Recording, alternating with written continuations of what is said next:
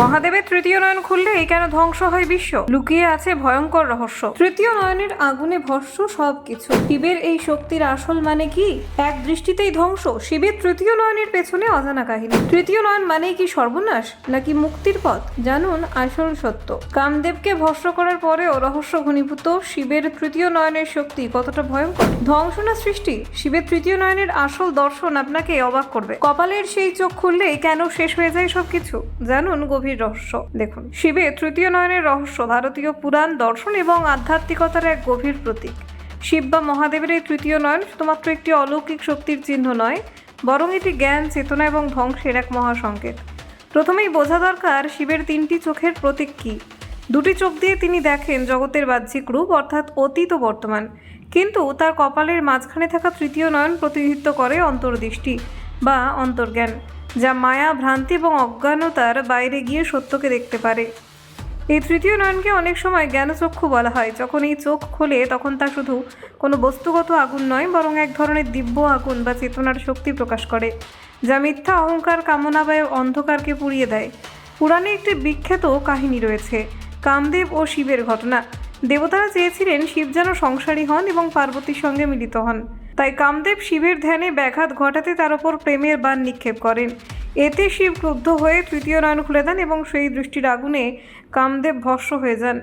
এই গল্পের মধ্যে লুকিয়ে রয়েছে গভীর অর্থ, আত্মজ্ঞান যখন জাগ্রত হয় তখন কামনা, বাসনা নিজেই ধ্বংস হয়ে যায়। তাহলে প্রশ্ন আসে, কেন তৃতীয় নয়ন খুললেই ধ্বংস হয়? এর উত্তর প্রতীকী। শিব হলেন সংহারক, কিন্তু এই ধ্বংস কোনো নেতিবাচক বিষয় নয়, বরং এটি পুনর্জন্মের জন্য প্রয়োজনীয় ধ্বংস।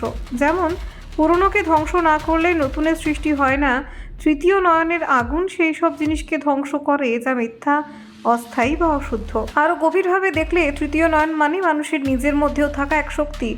যোগ ও তন্ত্র শাস্ত্রে এটিকে আজ্ঞাচক্র বলা হয়, যা জাগ্রত হলে মানুষ সত্য উপলব্ধি করতে পারে। এ অবস্থায় মানুষের অহংকার, ভ্রান্ত ধারণা এবং অজ্ঞানতা ধ্বংস হয়ে যায়, যা আসলে অন্তরের ধ্বংস, বাইরের নয়। তাই শিবের তৃতীয় নয়ন খুললে সব কিছু ধ্বংস হয়, এটা আসলে ভৌতিক ধ্বংসের কথা নয়, বরং অজ্ঞান, মায়া এবং কামনার ধ্বংসের প্রতীক। এটি এক ধরনের রূপান্তর, যেখানে পুরনো সত্তা ভেঙে গিয়ে নতুন শুদ্ধ এবং সত্য সত্তার জন্ম হয়। এই কারণেই শিবকে ভয়ঙ্কর এবং করুণাময় দুই রূপেই দেখা হয়। তার তৃতীয় নয়ন ধ্বংস আনে, কিন্তু সেই ধ্বংসে শেষ পর্যন্ত মুক্তির পথ খুলে দেয়। শিবের তৃতীয় নয়নের আরেকটি দিক হলো সময়ের ঊর্ধ্বে দৃষ্টি। শিব শুধু বর্তমান বা দৃশ্যমান জগৎই দেখেন না, তার তৃতীয় নয়ন দিয়ে তিনি দেখতে পারেন সৃষ্টির গভীরতম সত্য, যেখানে সময়, স্থান এবং বস্তু সবই একাকার। এই দৃষ্টি মানুষের সীমাবদ্ধ উপলব্ধির বাইরে।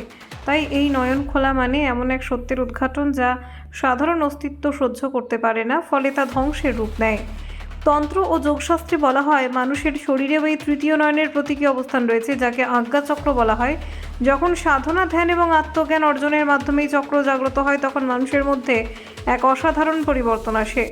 আরও একটি দার্শনিক ব্যাখ্যা হলো, শিবের তৃতীয় নয়ন প্রকৃতপক্ষে সত্যের আগুন। শিবের তৃতীয় নয়ন কোনো ভয়ের প্রতীক নয়, এটি এক গভীর আধ্যাত্মিক শক্তির প্রকাশ।